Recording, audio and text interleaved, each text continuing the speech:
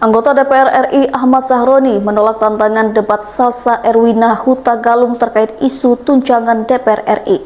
Ahmad Sahroni sedang menjadi pusat perhatian masyarakat karena menyebut masyarakat yang tuntut pembubaran DPR sebagai orang tolol.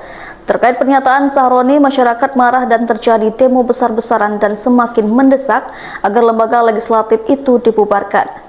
Apalagi lembaga legislatif yang tidak memiliki pengaruh untuk masyarakat ini menghabiskan anggaran capai 9 triliun. Sementara pemerintah terus melakukan efisiensi anggaran. Melalui unggahan Instagramnya Kamis 28 Agustus 2025, Ahmad Sahroni menolak ajakan debat tersebut dan menegaskan tak akan meladeni Salsa Erwina.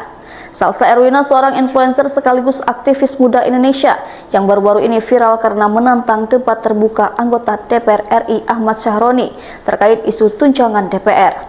Ia berguyon dengan nada bercanda ingin bertapa terlebih dahulu. Aneh gak akan ladenin orang yang ajak debat aneh. Aneh mau bertapa dulu biar pinter karena aneh masih blow on. Aneh ini masih bego, tulis Ahmad Sahroni di unggahan Instagramnya. Unggahan tersebut kemudian memancing reaksi warganet. Salah satu tanggapan yang muncul menyinggung soal keberanian Sahroni untuk menghadapi tantangan debat dari Salsa Erwina. Diketahui ia juga sempat memposting foto Salsa yang sedang berbicara di media televisi. Jauh ya ibu ini lagi lomba debat di Denmark ya. Selamat ya bu, semoga debatnya menang dan terus menang. Ibu juara dan juara, tulisnya.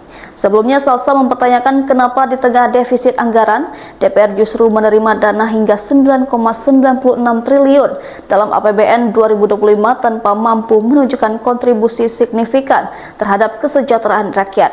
Ia pun secara terbuka menantang Sahroni untuk debat terbuka yang dilakukan di hadapan juri profesional dan disaksikan publik.